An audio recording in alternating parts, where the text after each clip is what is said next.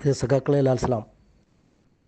ഇടതുപക്ഷം ഹൃദയപക്ഷം നവമാധ്യമ കൂട്ടായ്മയുടെ പ്രസിഡന്റ് സഖാവ് ഉണ്ണികൃഷ്ണൻ രമംഗലം, സെക്രട്ടറി സഖാവ് ഗിരീഷ് എടപ്പാൾ, മറ്റ് അഡ്മിൻ അംഗങ്ങൾ, കൂട്ടായ്മയിലെ മുഴുവൻ അംഗങ്ങളെയും കേരളത്തിൻ്റെ നവോത്ഥാന കുതിപ്പിന് ശ്രേഷ്ഠമായ സംഭാവന നൽകിയ ചട്ടമ്പി സ്വാമികളുടെ ജീവിത വഴികളിലേക്ക് സ്വാഗതം ചെയ്യുന്നു.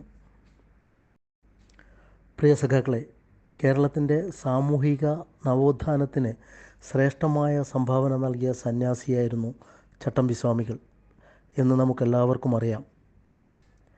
പ്രിയ സഖാക്കളെ, ഒരിക്കലും കാവി ധരിക്കാത്ത വെള്ളവസ്ത്രങ്ങൾ മാത്രം ധരിച്ച് മറ്റ് സന്യാസിമാരെ പോലെ ജനങ്ങളിൽ നിന്നും അകന്നു നിൽക്കാതെ ജനങ്ങളുടെ കൂടെ നിന്ന് ജാതി മതങ്ങളുടെ അതിർവരമ്പുകൾക്കപ്പുറം നിന്ന എല്ലാ ജനവിഭാഗങ്ങളെയും നെഞ്ചോട് ചേർത്ത് നിർത്തിയ സന്യാസി വര്യനായിരുന്നു ചട്ടമ്പി സ്വാമികൾ.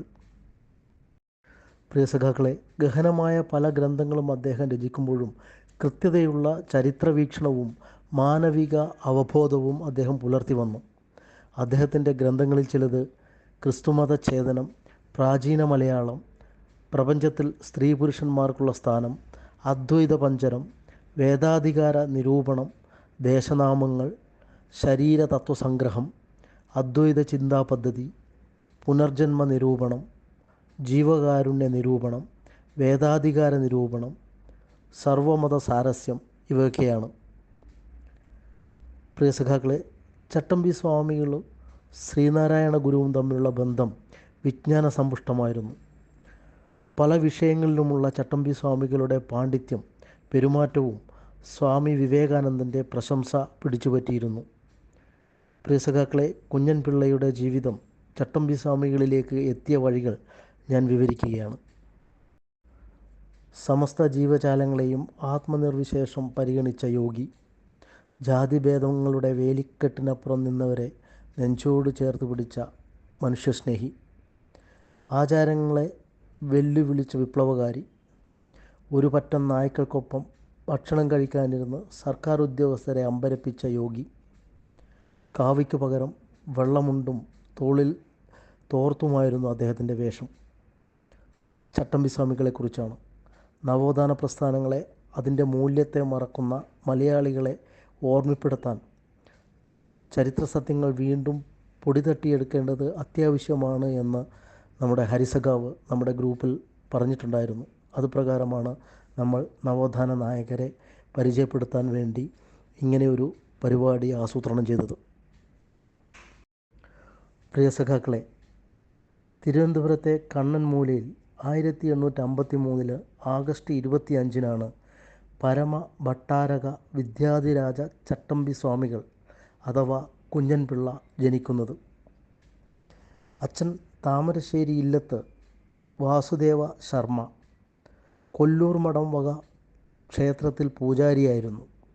അമ്മ നങ്ങമ്മ പിള്ളയും.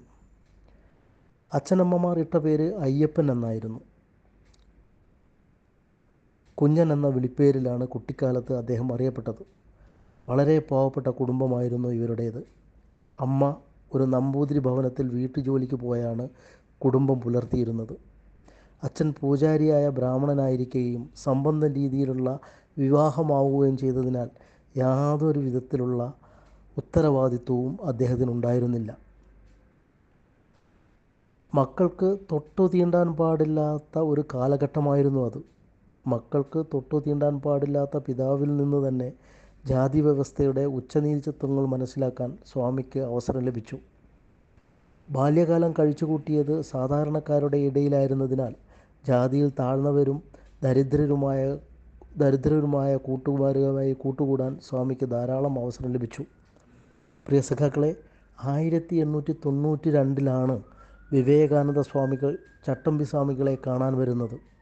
ആ സമയം കേരളത്തിൻ്റെ അവസ്ഥ ജാതീയതയുടെ ഭ്രാന്താലയമായിരുന്നു എന്ന് നമുക്കെല്ലാവർക്കും അറിയാം. പണ്ഡിതനും വേദശാസ്ത്രങ്ങളിൽ നിപുണനുമായിരുന്ന അച്ഛൻ തന്നെയാണ് കുഞ്ഞനെ എഴുത്തിനിരുത്തിയത്. പഠിപ്പിക്കാനുള്ള ചിലവ് നടത്താൻ ധനസ്ഥിതിയില്ലാത്ത കുടുംബമായിരുന്നു കുഞ്ഞൻ്റേത്. കുഞ്ഞിന് പള്ളിക്കൂടത്തിൽ പോകാൻ ഭാഗ്യമുണ്ടായിരുന്നില്ല.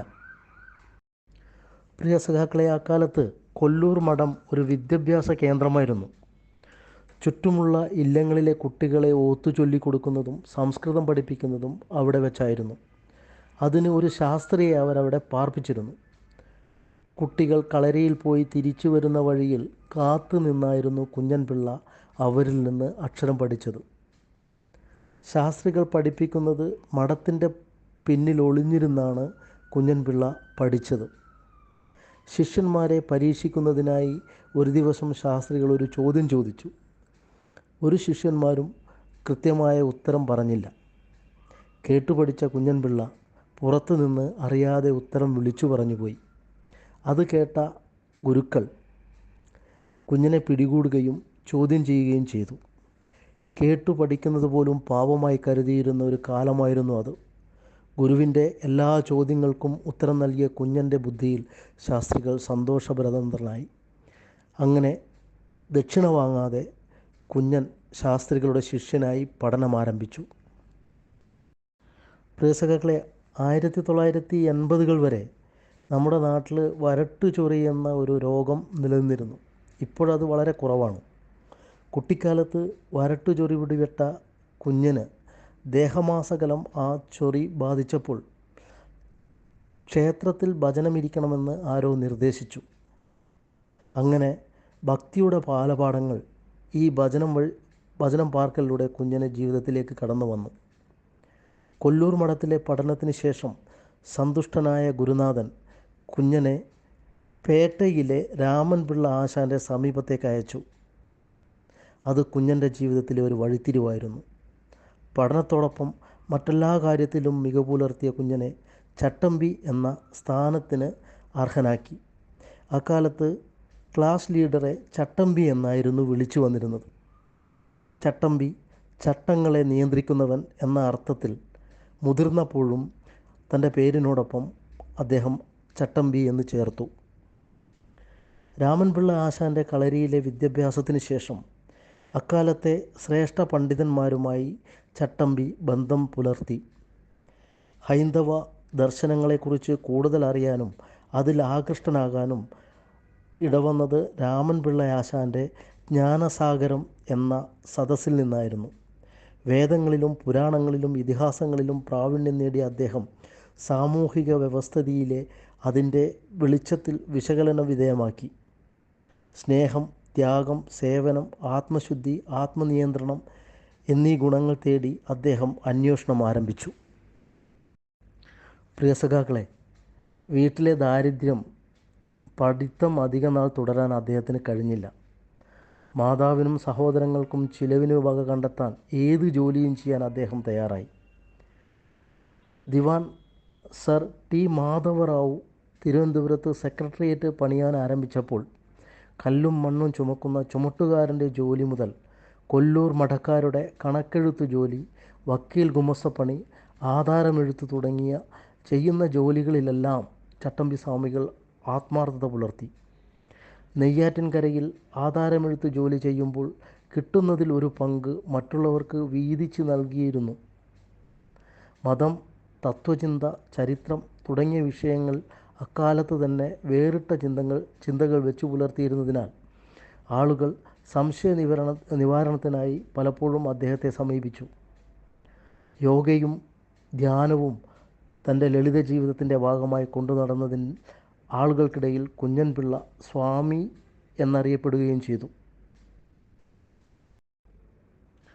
പ്രിയ സഖാക്കളെ, നമ്മുടെ സ്വാഗത പ്രസംഗത്തിൽ സാബിർ സഖാവ് പറഞ്ഞതുപോലെ തത്വശാസ്ത്രം, സംസ്കാരശാസ്ത്രം എന്നിവയുടെ തട്ടകമായ ഭൂതപ്പാണ്ടിയിൽ ജോലി നോക്കുമ്പോഴാണ് അദ്ദേഹത്തിന് ശൈവ സിദ്ധാന്ത സമ്പ്രദായവും സിദ്ധവൈദ്യവും അദ്ദേഹത്തിന് മനസ്സിലാക്കാൻ പറ്റിയത്. തമിഴ് ഭാഷയിൽ കൂടുതൽ പ്രാവീണ്യം ലഭിക്കുകയും തമിഴിലുള്ള ചില പഴയ കയ്യെഴുത്ത് പ്രതികളും താളിയോലകളും പരിശോധിച്ച് മതം, ചരിത്രം, തത്വശാസ്ത്രം, വൈദ്യം തുടങ്ങിയവയെക്കുറിച്ച് മനസ്സിലാക്കുകയും ചെയ്തു. സഹജീവികളോടുള്ള സ്നേഹവും കരുണയും ദയയും കുട്ടിക്കാലം മുതൽ തന്നെ കുഞ്ഞനിൽ കണ്ടുവന്നു. സമസ്ത ജീവജാലങ്ങളോടും കരുണയോടെ പെരുമാറുകയും അവയെ സൗഹൃദ വലയങ്ങളിൽ നിലനിർത്തുകയും ചെയ്തിരുന്നു അദ്ദേഹം. പ്രിയ സഖാക്കളെ, നായകളെ കൂടെ അദ്ദേഹം ഭക്ഷണത്തിനിരുന്നു കൊണ്ട് സർക്കാർ ഉദ്യോഗസ്ഥരെ ഞെട്ടിച്ചിട്ടുണ്ടായിരുന്നു അദ്ദേഹം. ഉറുമ്പുകളോടും എലികളോടും പാമ്പിനോടും അദ്ദേഹം സംസാരിച്ചിരുന്നതായി പല ഗ്രന്ഥങ്ങളും സൂചിപ്പിക്കുന്നുമുണ്ട്. പ്രിയ സഖാക്കളെ, കഠിനമായ ശാരീരികാധ്വാനമുള്ള കൂലിപ്പണികൾ ചെയ്യുന്നതിൽ കുഞ്ഞൻ അക്കാലത്ത് വ്യാപൃതനായി. അമ്മയ്ക്കും സഹോദരങ്ങൾക്കും കഴിഞ്ഞുകൂടാനുള്ള വക സമ്പാദിച്ചത് അങ്ങനെയായിരുന്നു. അർദ്ധ സഹോദരനായിരുന്ന കൊല്ലൂർ കൃഷ്ണപിള്ളയ്ക്ക് ആധാരമെഴുത്തായിരുന്നു ജോലി. തന്നോടൊപ്പം ആധാരമെഴുതാൻ അദ്ദേഹം കുഞ്ഞനെയും കൂടെ കൂട്ടി. നെയ്യാറ്റിൻകര രജിസ്ട്രേഷൻ ഇൻസ്പെക്ടറായിരുന്ന ഷൺമുഖസുന്ദരം പിള്ളയ്ക്ക് കുഞ്ഞൻ്റെ കയ്യക്ഷരം നന്നായി ഇഷ്ടപ്പെട്ടു. വേദാന്തങ്ങളിൽ തൽപരനായിരുന്ന ഷൺമുഖസുന്ദരം പിള്ള കുഞ്ഞനിൽ ചില പ്രത്യേക സാധ്യതകൾ ദർശിച്ചു. അതുകൊണ്ട് ആധാരമെഴുത്തുണ്ടായാലും ഇല്ലെങ്കിലും കുഞ്ഞന് 8 ചക്രം രജിസ്റ്റർ ഓഫീസിൽ നിന്ന് എന്നും നൽകണമെന്ന് അദ്ദേഹം ഉത്തരവിട്ടു. തനിക്ക് കിട്ടുന്ന പണം എന്നും ആധാരമെഴുതാൻ കിട്ടാത്ത മറ്റുള്ളവർക്ക് കൂടി വീതിച്ചു നൽകാൻ കുഞ്ഞൻപിള്ള തയ്യാറായിരുന്നു. പ്രിയസഖാക്കളെ, കുറേ കാലം ആധാരമെഴുത്ത് ജോലി ചെയ്തുകൊണ്ടിരുന്ന കുഞ്ഞൻപിള്ളയ്ക്ക് ആധാരമെഴുത്ത് ജോലി മടുത്തു. കുഞ്ഞൻപിള്ള തിരുവനന്തപുരത്ത് വീട്ടിലേക്ക് മടങ്ങി. വീട്ടിലെത്തിയപ്പോഴാണ് അവിടുത്തെ കടുത്ത ദാരിദ്ര്യം അദ്ദേഹത്തിന് വീണ്ടും ജോലി തേടാനുള്ള ഒരു മനസ്സ് ഉണ്ടാക്കി. അക്കാലത്ത് തിരുവനന്തപുരം ദിവാനായിരുന്ന രാജ സർ C.T. മാധവറാവു സെക്രട്ടേറിയറ്റിൽ പല പരിഷ്കാരങ്ങളും കൊണ്ടുവരുന്ന കാലമായിരുന്നു. കണക്കുകൾ സൂക്ഷിക്കുന്നതിനായി ഗുമസ്തന്മാരെ നിയമിക്കാൻ അദ്ദേഹം തീരുമാനിക്കുകയുണ്ടായി. ഇതിനായി അപേക്ഷ സ്വീകരിക്കുകയും കണക്കുമായി ബന്ധപ്പെട്ട മത്സര പരീക്ഷ നടത്തുകയും ചെയ്തു. പ്രയാസം നിറഞ്ഞ ചില ചോദ്യങ്ങൾ നൽകി അടുത്ത ദിവസം തന്നെ അതിൻ്റെ ഉത്തരം നൽകണമെന്ന് അദ്ദേഹം നിർദ്ദേശിച്ചു. എല്ലാവരും ശരിയുത്തരം നൽകിയപ്പോൾ കുറേ കൂടി ബുദ്ധിമുട്ടുള്ള ചോദ്യങ്ങൾ അടുത്ത ദിവസത്തേക്ക് നൽകി. അതിനും എല്ലാവരും ശരിയുത്തരം തന്നെ നൽകി. മാധവരായർ രഹസ്യം അന്വേഷിച്ചു. ഇതെന്താണ് ഇങ്ങനെ എല്ലാവരും ശരിയുത്തരം നൽകുന്നത് എന്ന കാര്യത്തിൽ അദ്ദേഹത്തിന് സംശയമുണ്ടായി. ആ സംശയം ശരിയായിരുന്നു. കുഞ്ഞൻപിള്ള ചട്ടമ്പി എന്നയാളാണ് എല്ലാവർക്കും ഈ ശരിയുത്തരം പറഞ്ഞു നൽകുന്നത് എന്ന് മനസ്സിലാക്കിയ അദ്ദേഹം കുഞ്ഞൻപിള്ളയെ വിളിപ്പിക്കുകയും വിഷമം പിടിച്ച ഗണിത പ്രശ്നങ്ങൾ നൽകുകയും ചെയ്തു. കൈവിരൽ കൊണ്ട് എണ്ണം പിടിച്ച് എല്ലാ ചോദ്യങ്ങൾക്കും ശരിയായ ഉത്തരം നൽകിയ കുഞ്ഞൻപിള്ളയ്ക്ക് ദിവസം 4 രൂപ ശമ്പളത്തിൽ കണക്കെഴുത്ത് പിള്ളയായി അദ്ദേഹം നിയമിച്ചു. പ്രിയ സഖാക്കളെ, കേരളവർമ്മ വലിയ കൊയ്ത്തമ്പുരാനെ അന്നത്തെ മഹാരാജാവിൻ്റെ കൽപ്പനയനുസരിച്ച് അറസ്റ്റ് ചെയ്ത് നാട് കടത്തിയ ത്രിവിക്രമൻ തമ്പി എന്ന പരാക്രമിയായ തഹസിൽദാരുടെ കീഴെയായിരുന്നു കുഞ്ഞൻപിള്ളക്ക് കണക്കെഴുത്ത് ജോലി ചെയ്യേണ്ടി വന്നത്. കുഞ്ഞൻപിള്ള ഒരു അവധിക്ക് ചോദിച്ചപ്പോൾ അദ്ദേഹം അത് നിരസിച്ചു. അതിൽ പ്രതിഷേധിച്ച് കുഞ്ഞൻപിള്ള ആ ജോലി ഉപേക്ഷിച്ചു. ഇതായിരുന്നു കുഞ്ഞൻപിള്ള ചട്ടമ്പിയുടെ അവസാനത്തെ ജോലി. സ്വന്തം ജീവിതാനുഭവങ്ങളാണ് പ്രിയ സഖാക്കളെ ചട്ടമ്പി സ്വാമികളെ സന്യാസത്തിലേക്ക് നയിച്ചത്. യാതൊരുവിധ ബാഹ്യപ്രേരണയോ പ്രലോഭനമോ ഇതിന് പിന്നിലില്ലായിരുന്നു. ദുരിതപൂർണമായ ഒരു ബാല്യകാലം അദ്ദേഹത്തിൻ്റെ അനുഭവങ്ങളെ പാകപ്പെടുത്തി. നെയ്യാറ്റിൻകര കച്ചേരിയിൽ ഒരു ബന്ധുവിൻ്റെ കീഴിൽ ആധാരമെഴുത്തുകാരനായി കഴിഞ്ഞിരുന്ന കാലത്തും അസ്വസ്ഥമായൊരു മനസ്സായിരുന്നു അദ്ദേഹത്തിന്. സ്വന്തം ആത്മാവിൻ്റെ സന്തോഷത്തിനുള്ള മാർഗം അദ്ദേഹം അന്വേഷിച്ചു തുടങ്ങി. അതായിരുന്നു സന്യാസമാർഗം. സന്യാസ ജീവിതത്തിൻ്റെ ലക്ഷ്യം സാമൂഹിക പരിഷ്കരണമോ സമുദായ ഉദ്ധരണമോ അല്ലെന്നിരിക്കലും താൻ ജീവിക്കുന്ന കാലത്തിനോടും സമൂഹത്തിനോടും നീതി പുലർത്താൻ പരിസരങ്ങളെ അപഗ്രഥിക്കുകയും ഇടപെടുകയും ചെയ്യുക എന്നതായിരുന്നു അദ്ദേഹത്തിൻ്റെ താല്പര്യം. അതായത് സ്വന്തം സമൂഹത്തിൽ നടക്കുന്ന തെറ്റായ പ്രവർത്തനങ്ങളെ ചോദ്യം ചെയ്യുകയായിരുന്നു അദ്ദേഹം ചെയ്തുകൊണ്ടിരുന്നത്. ഒരു സമുദായത്തെ അടക്കി വാണിരുന്ന സംസ്കാരമാണ് മാറേണ്ടത് എന്ന യാഥാർത്ഥ്യം തിരിച്ചറിഞ്ഞ് അതിനുവേണ്ടി ചട്ടമ്പി സ്വാമികൾ പരിശ്രമിച്ചു. ബ്രാഹ്മണ മേധാവിത്വത്തിൻ്റെ സമ്മർദ്ദങ്ങളിൽപ്പെട്ട് ദ്രാവിഡ സംസ്കാരം ശ്വാസം മുട്ടിപ്പോകുന്ന കാലഘട്ടമായിരുന്നു അത്. കേരളീയ സംസ്കാരത്തിൻ്റെ അടിസ്ഥാന ധാരയായി വർത്തിക്കുന്ന ദ്രാവിഡ സംസ്കാരത്തെ ആര്യ സംസ്കാരത്തിൻ്റെ പിടിയിൽ നിന്ന് മോചിപ്പിക്കുന്നതിനായി അദ്ദേഹം പ്രവർത്തിച്ചു. അതിൻ്റെ ശക്തിയും സൗന്ദര്യവും വീണ്ടെടുക്കാനുള്ള പ്രവർത്തനങ്ങൾക്ക് മേൽനോട്ടം വഹിക്കുകയും ചെയ്തു. സാമൂഹിക ജീവിതത്തിൻ്റെ നെടുന്തൂണായിരുന്ന സമുദായത്തെ ചിന്തകൾ കൊണ്ടും കർമ്മങ്ങൾ കൊണ്ടും ലക്ഷ്യപ്രാപ്തിയിലേക്ക് നയിക്കുക എന്നതായിരുന്നു കുഞ്ഞൻപിള്ളയുടെ ലക്ഷ്യം. പ്രവൃത്തിയും പ്രവൃത്തിയിലെ ഗുണവുമാണ് മനുഷ്യൻ്റെ ജാതി നിശ്ചയിക്കുന്നതെന്ന ഓർമ്മപ്പെടുത്തലായിരുന്നു ചട്ടമ്പി സ്വാമികളുടെ ജീവിതം. ജാതി ശ്രേഷ്ഠതയാണ് മറ്റെന്തിനേക്കാളും മീതെയെന്ന് തെറ്റിദ്ധരിച്ചിരുന്ന കാലഘട്ടത്തിൽ കേരളത്തിനെ പരിവർത്തന വിധേയമാക്കുന്ന ബുദ്ധിപരമായ വ്യായാമത്തിലാണ് ചട്ടമ്പി സ്വാമികൾ തൻ്റെ ചിന്തയിലൂടെയും പ്രവൃത്തിയിലൂടെയും മുതിർന്നത്. കൊല്ലൂർ മഠം വകയുള്ള ദേവീക്ഷേത്രത്തിൽ മാല കെട്ടിക്കൊടുത്തും മഠത്തിലെ പുറംജോലികൾ ചെയ്തും കഴിഞ്ഞപ്പോൾ ജീവിതാനുഭവങ്ങൾ കുഞ്ഞനിൽ ചിന്താഭാരമായി മാറിയിരിക്കുന്നു. ക്ഷേത്രാരാധനയും ജപവും കുഞ്ഞിന് ഒഴിവാക്കാൻ വയ്യാത്ത ശീലമായി രൂപപ്പെട്ടു. പ്രിയ സഖാക്കളെ, അധ്യാപകൻ, ഭാഷാപണ്ഡിതൻ, പ്രാസംഗികൻ എന്നീ നിലകളിൽ പ്രസിദ്ധനായ കണ്ണുമൂല രാമൻപിള്ള ആശാൻ്റെ ശിഷ്യത്വം അദ്ദേഹം നേടി. കേരളീയരുടെ വാണിജ്യ താൽപ്പര്യമില്ലായ്മയെക്കുറിച്ചും രാമായണ സദാചാര തത്വങ്ങളെപ്പറ്റിയും ഒക്കെ രാമൻപിള്ള ആശാൻ എഴുതുകയും പ്രസംഗിക്കുകയും ചെയ്യുമായിരുന്നു. മലയാള ലിപി പരിഷ്കരണത്തിലും ആശാൻ്റെ സാന്നിധ്യമുണ്ടായിരുന്നു. 2 വർഷക്കാലം കുഞ്ഞിന് അദ്ദേഹത്തിൻ്റെ ശിഷ്യനായി പഠിക്കാൻ കഴിഞ്ഞു. രാമൻപിള്ള ആശാനിൽ നിന്ന് പല കാര്യങ്ങളും കുഞ്ഞൻ പഠിച്ചു. വേദസംബന്ധമായ കൈവല്യ നവനീതം ഗുരുവിൽ നിന്ന് അദ്ദേഹം വായിച്ചു. സംഗീതം ആസ്വദിച്ചു. രാമായണവും മഹാഭാരതവുമൊക്കെ സംഗീതസാന്ദ്രമായി ആലപിക്കാൻ അദ്ദേഹത്തിന് കഴിഞ്ഞു. അപാരമായ ഓർമ്മശക്തിയായിരുന്നു കുഞ്ഞന്. സാഹിത്യത്തോട് പ്രത്യേകമായ അഭിരുചി പുലർത്തിയിരുന്നു. അറിവ് നേടുന്നതിൽ അടങ്ങാത്ത ആഗ്രഹം അദ്ദേഹം പ്രകടിപ്പിക്കുകയും ചെയ്തു. കളികളിലും വ്യായാമമുറകളിലും സവിശേഷത അദ്ദേഹത്തിനുണ്ടായിരുന്നു. കഥകളിയോട് താല്പര്യം പ്രകടിപ്പിക്കുകയും സങ്കീർണമായ മുദ്രകൾ സ്വായത്തമാക്കുകയും ചെയ്തിരുന്നു. ചിത്രകലയിലും അദ്ദേഹം പ്രാഗൽഭ്യം തെളിയിച്ചു. തിമില, ചെണ്ട എന്നീ വാദ്യോപകരണങ്ങളിലും അദ്ദേഹം മികച്ച പ്രകടനം കാഴ്ചവെച്ചു. ഭാരതീയ ആധ്യാത്മിക പാരമ്പര്യത്തിൻ്റെ പ്രധാന ഘടകമായ ഗുരുസങ്കല്പം അദ്ദേഹത്തെ വല്ലാതെ ആകർഷിച്ചിരുന്നു. ഗ്രന്ഥങ്ങളിൽ നിന്നുള്ള അറിവിനപ്പുറം ആത്മജ്ഞാനം നേടുന്നതിനുള്ള മാർഗങ്ങൾ അദ്ദേഹം അന്വേഷിച്ചു. ഇതിൽ മഹാനായ ഒരു ഗുരുവിൻ്റെ സാന്നിധ്യം ആവശ്യമാണ് എന്ന് അദ്ദേഹത്തിന് ബോധ്യമായി. കാഷായ വസ്ത്രധാരികളായ സന്യാസിയോട് തോന്നിയ അഭിനിവേശം അദ്ദേഹത്തെ പിന്തുടരുന്നതിൽ എത്തിച്ചു. തന്നെ പിന്തുടർന്ന ബാലനെ സന്യാസി മടക്കി അയച്ചത് ചില മന്ത്രങ്ങൾ പഠിപ്പിച്ചായിരുന്നു. ചട്ടമ്പി സ്വാമികളുടെ ആദ്യ ഗുരുവായ അദ്ദേഹം ബാലസുബ്രഹ്മണ്യ മന്ത്ര സംയുക്തം പഠിപ്പിക്കുകയും അനുഷ്ഠാന കലകളെക്കുറിച്ച് ഉപദേശിക്കുകയും ചെയ്തു.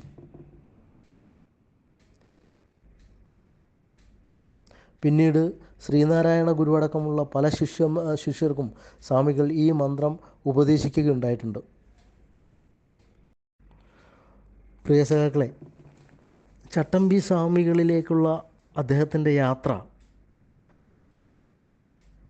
അദ്ദേഹത്തിൻ്റെ സുഹൃത്തുക്കളുമായി ചേർന്ന് ജ്ഞാനപ്രചാകരി എന്ന പേരിൽ ഒരു സമാജം ആരംഭിച്ചതിൽ തുടങ്ങുന്നു.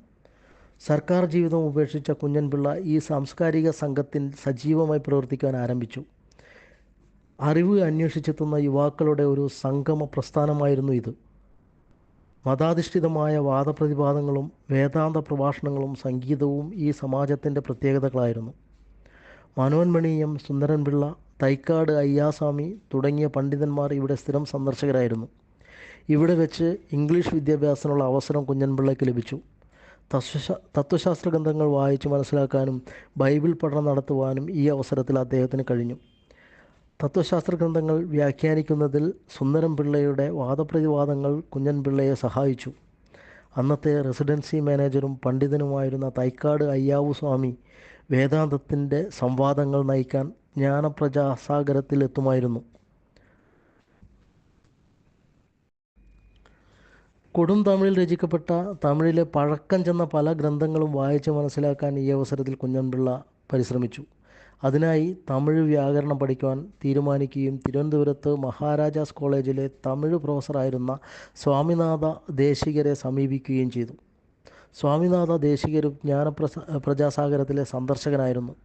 അദ്ദേഹത്തിൻ്റെ മഠത്തിൽ തമിഴ് ഭാഷാ വ്യാകരണ പഠനം നടത്തുന്നതിലൂടെ ഏത് തമിഴ് ഗ്രന്ഥവും സ്വായത്തമാക്കാനുള്ള പ്രഭാഷണ പ്രാവീണ്യം കുഞ്ഞൻപിള്ള ആർജിച്ചു.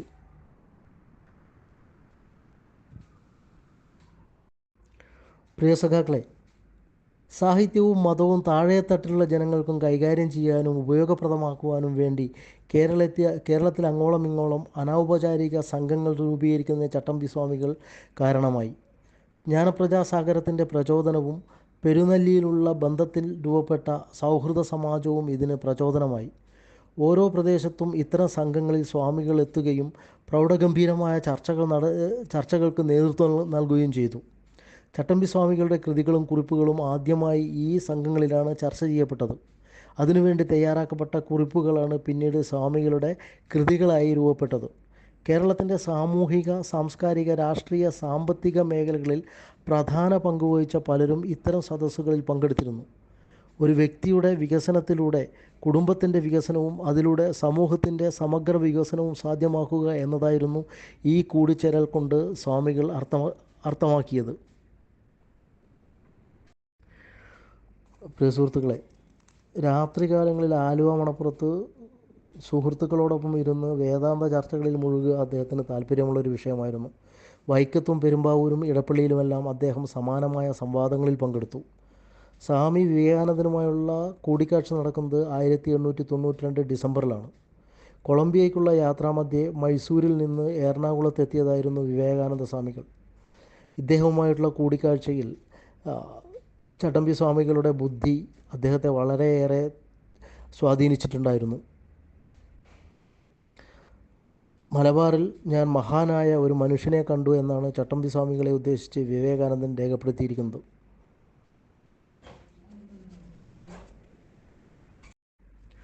പ്രിയ സഖാക്കളെ, നിലനിൽക്കുന്ന സാമൂഹിക വ്യവസ്ഥയെയും ലോകവീക്ഷണത്തെയും മാറ്റിമറിക്കാൻ പ്രാപ്തമായ സാംസ്കാരിക ഉണർവാണ് നവോത്ഥാനം.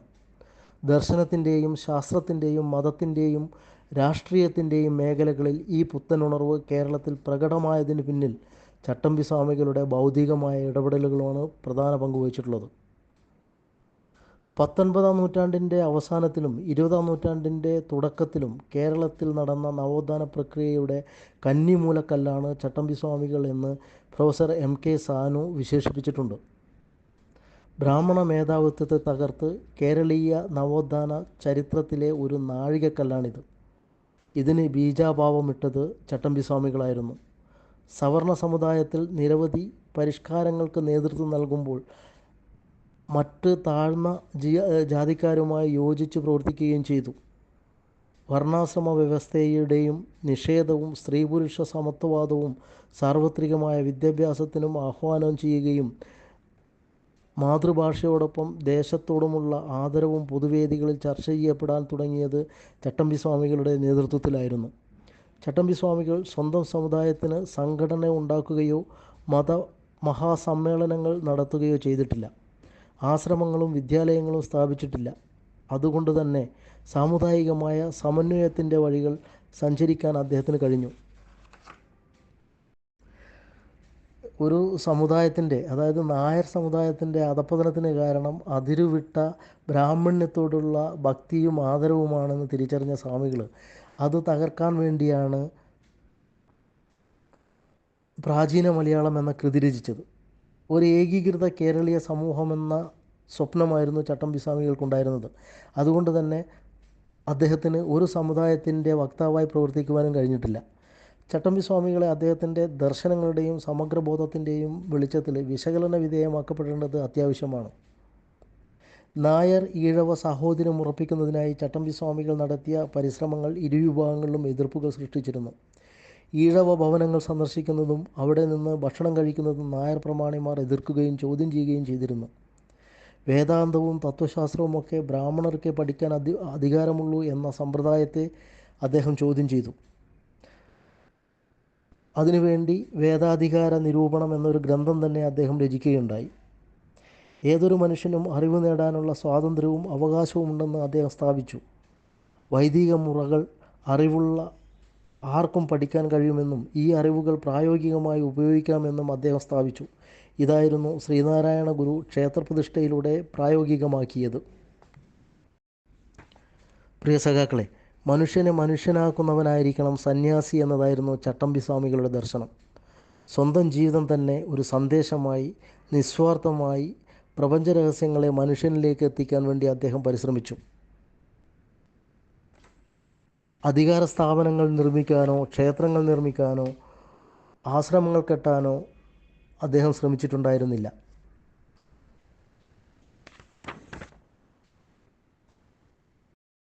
പ്രിയ സഖാക്കളെ, ചട്ടമ്പി സ്വാമികളുടെ ശിഷ്യനായ നീലകണ്ഠ തീർത്ഥപാദരുടെ സമാധിയോടെ ചരിത്ര ഗവേഷണങ്ങളും സാമൂഹിക പ്രവർത്തനവും അവസാനിപ്പിച്ച് സ്വസ്ഥമായ വിശ്രമജീവിതം നയിക്കാൻ അദ്ദേഹം തുനിഞ്ഞു.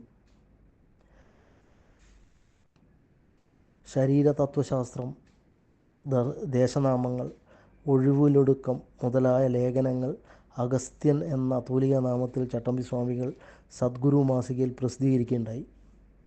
പിന്നീടൊരു യാത്രയായിരുന്നു.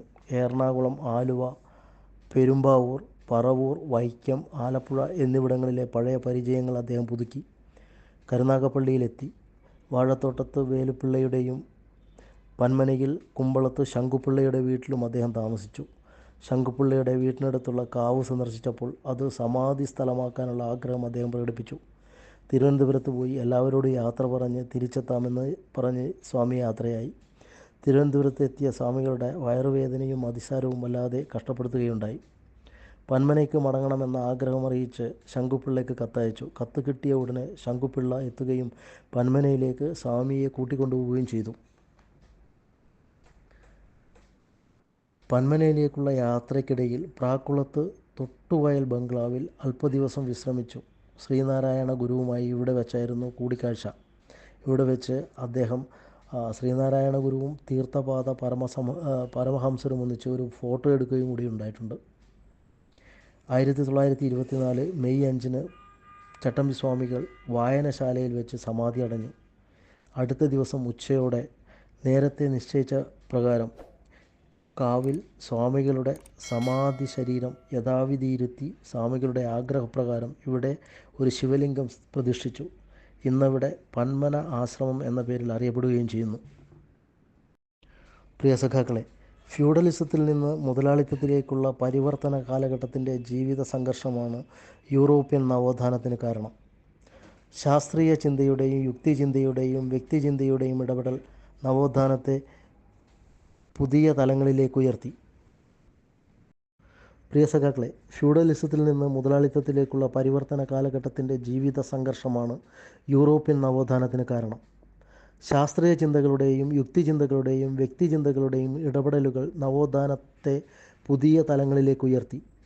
പാരമ്പര്യത്തിൻ്റെയും ആധുനികതയുടെയും സമന്വയത്തിലൂടെ ഉദയം ചെയ്ത പുത്തൻ അവബോധത്തിലാണ് ഭാരതീയ നവോത്ഥാനം ആരംഭിക്കുന്നത്. യൂറോപ്യൻ നവോത്ഥാനം ദൈവനിഷേധത്തിലൂടെ യുക്തിചിന്തയിലൂടെയും മുന്നേറിയപ്പോൾ ജാതി വ്യവസ്ഥയുടെയും അനാചാരങ്ങളെയും ചോദ്യം ചെയ്താണ് ഭാരതീയ നവോത്ഥാന പ്രസ്ഥാനം മുന്നോട്ട് പോയത്.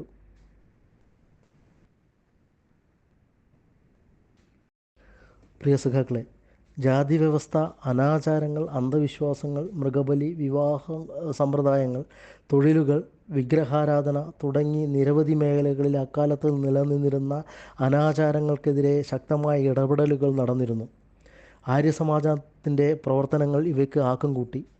വേദങ്ങളിലേക്ക് മടങ്ങുക എന്ന വാദത്തിൽ ആര്യസമാജം ഉറച്ചുനിന്നു. തിയോസഫിക്കൽ സൊസൈറ്റിയുടെയും രാമകൃഷ്ണ മിഷനും ഭാരതത്തിൽ നടത്തിക്കൊണ്ടിരുന്ന സാമൂഹിക പരിഷ്കരണ പ്രസ്ഥാനങ്ങളുടെ അലയൊലികൾ കേരളത്തിലും എത്തിയിരുന്നു. രാജാറാം മോഹൻ റായിയുടെയും വിവേകാനന്ദൻ്റെയും ഒക്കെ നേതൃത്വം കൊടുത്ത പ്രസ്ഥാനങ്ങൾ കേരളത്തിന് മാതൃകയായിരുന്നു.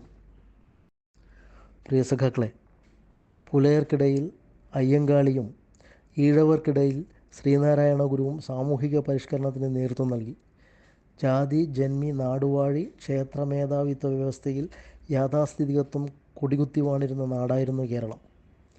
ജാതീയമായ ഉച്ചനീചത്വങ്ങൾക്കും മതത്തിൻ്റെ പൗരോഹിത്യത്തിനും മേധാവിത്വത്തിനുമെതിരെ ശക്തമായ പ്രതിഷേധങ്ങൾ ഉയർത്താൻ ചട്ടമ്പി സ്വാമികളുടെ പുസ്തകങ്ങൾക്ക് സാധിച്ചു എന്നുള്ളതാണ് സത്യം.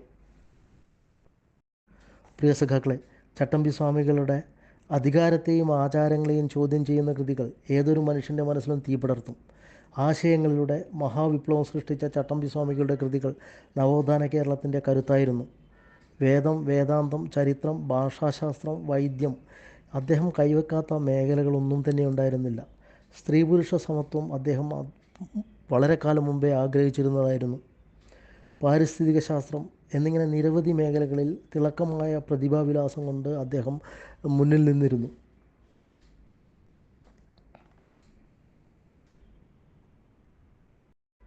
പ്രിയ സഖാക്കളെ, ജാതിഭേദങ്ങളുടെ വേലിക്കെട്ടിനപ്പുറം നിന്നവരെ നെഞ്ചോട് ചേർത്ത് പിടിച്ച മനുഷ്യസ്നേഹി, അനാചാരങ്ങളെ വെല്ലുവിളിച്ച വിപ്ലവകാരി കുഞ്ഞൻ പിള്ള എന്ന കുഞ്ഞൻ ചട്ടമ്പി സ്വാമികളായി തീർന്നതിൻ്റെ വഴികളാണ് ഇതുവരെ ഞാനിവിടെ പറഞ്ഞിരിക്കുന്നത്. മുഴുവൻ സഖാക്കളെയും അഭിവാദ്യം ചെയ്യുന്നു. ലാൽ സലാം.